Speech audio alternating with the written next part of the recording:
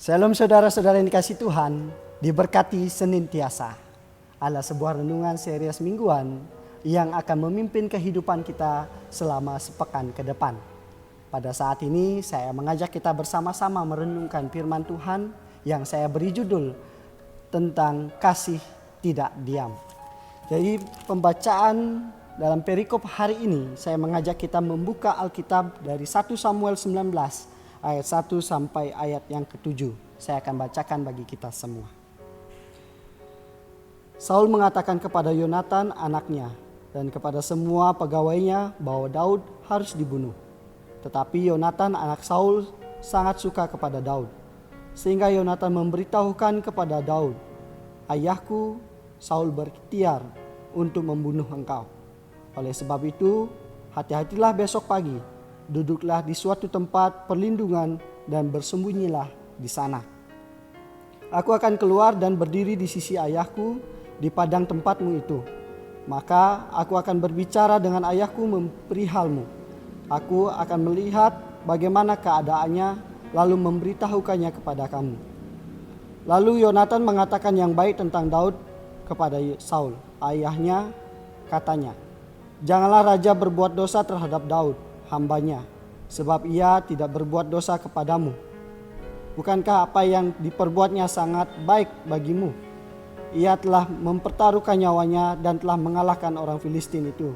Dan Tuhan telah memberikan kemenangan yang besar kepada seluruh Israel. Engkau sudah melihatnya dan bersukacita karenanya. Mengapa engkau hendak berbuat dosa terhadap darah orang yang tidak bersalah dengan membunuh Daud tanpa alasan?" Saul mendengarkan perkataan Yonatan dan Saul bersumpah, "Demi Tuhan yang hidup, ia tidak akan dibunuh." Lalu Yonatan memanggil Daud dan Yonatan memberitahukan kepadanya segala perkataan itu. Yonatan membawa Daud kepada Saul dan ia bekerja kepadanya seperti dahulu. Bapak, Ibu, dan saudara yang dikasih Tuhan, kasih tidak diam.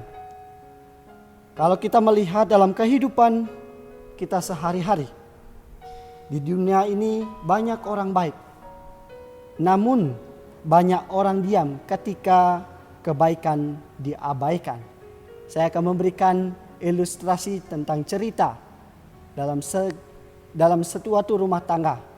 Seorang ayah bekerja menjadi seorang penjual dan ibunya sebagai ibu rumah tangga dan anaknya ada di rumah.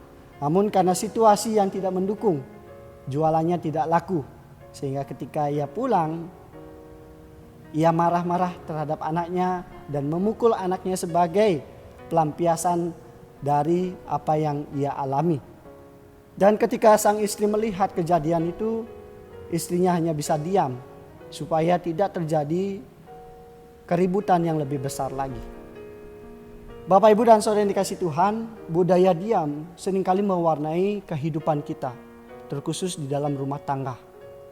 Jadi kita diam atau orang banyak diam karena ia takut.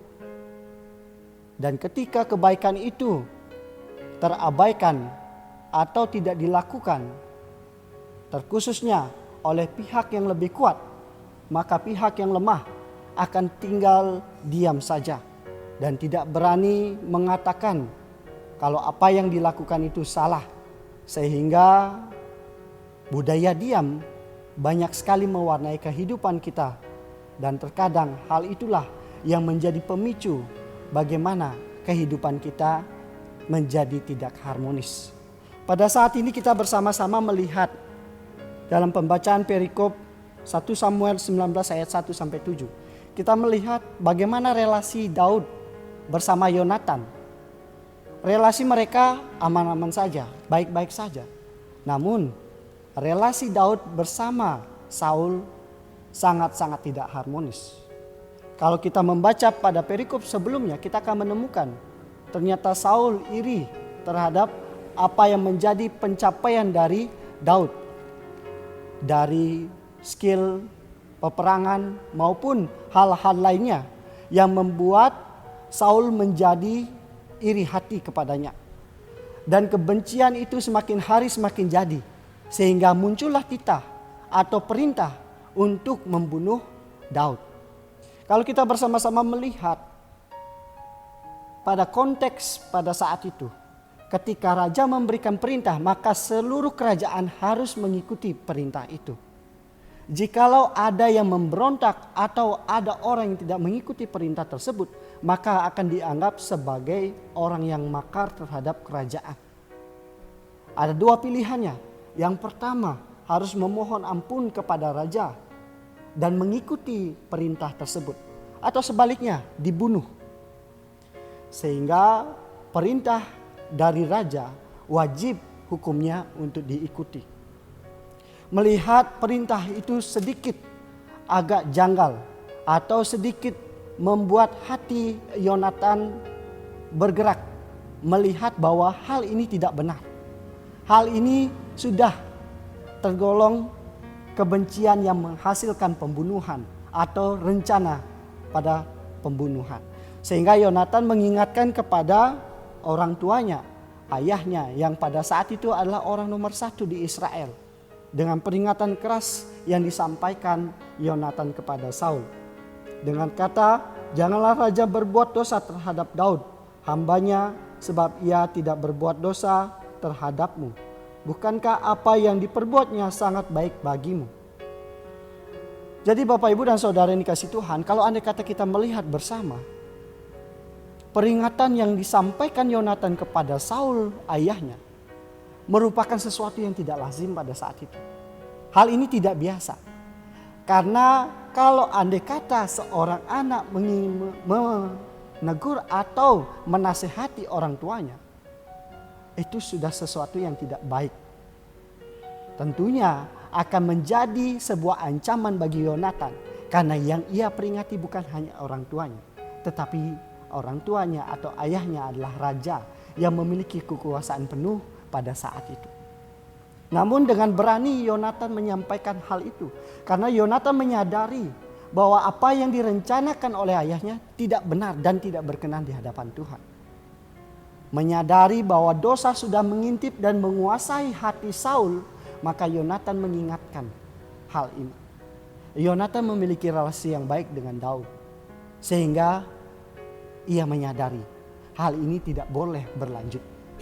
Dan Yonatan mengingatkan kepada Saul. Kebaikan-kebaikan Daud semua diceritakan. Supaya kebencian Saul semakin hari semakin meredah. Jadi Bapak Ibu dan Saudara yang dikasihi Tuhan. Ketika Yonatan menyampaikan peringatan kepada Saul. Tentu hal ini tidak mudah.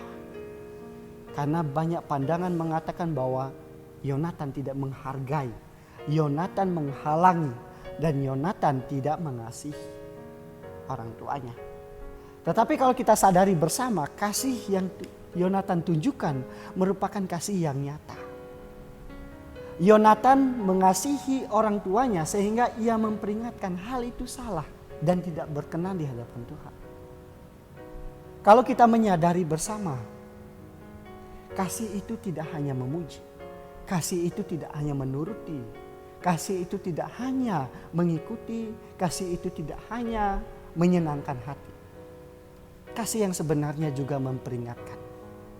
Jadi Bapak Ibu dan Saudara yang kasih Tuhan, dalam renungan ini kita diajak bersama-sama. Ketika dosa ada di hadapan kita, dia bukan merupakan pilihan yang tepat. Memperingatkan orang yang berbuat tidak benar adalah hal yang dibutuhkan sebagai orang yang percaya kepada Tuhan. Sehingga dalam renungan ini kita diingatkan, berani menyuarakan suara kebenaran. Ancaman apapun yang kita hadapi, percayalah, Tuhan akan menolong kita. Sehingga dalam renungan ini kita diingatkan, tunjukkan bahwa kasih itu tidak diam. Kasih itu memperingatkan. Ketika dosa ada di hadapan kita, tugas kita pertama adalah mengingatkan dengan menyampaikan dan tindakan yang kita lakukan. Penyampaian itu peringatan dan juga tindakan untuk mengingatkan hal itu tidak berkenan di hadapan Tuhan. Dan biarlah renungan ini memampukan kita, menguatkan kita, berani menyampaikan kebenaran walaupun banyak tantangan dan ancaman yang kita hadapi. Tuhan Yesus memberkati kita. Amin. Mari kita berdoa. Terima kasih Tuhan atas renungan yang boleh kami dengar pada pagi hari ini. Kami berserah ke dalam tangan-Mu. Tuhan kiranya menguatkan kami dan memampukan kami untuk menunjukkan kasih dengan saling mengingatkan satu dengan yang lain. Untuk saling menegur ketika kebaikan diabaikan. Supaya benar ya Tuhan, kasih yang Tuhan ajarkan boleh terwujud dalam kehidupan kami. Suara kebenaran itu boleh bercahaya dan menerangi sekitar kami. Dan kuatkan kami ya Tuhan untuk tidak takut pada ancaman dan juga tekanan yang kami hadapi. Amin. Shalom saudara-saudara. Sampai berjumpa lagi. Tuhan Yesus memberkati.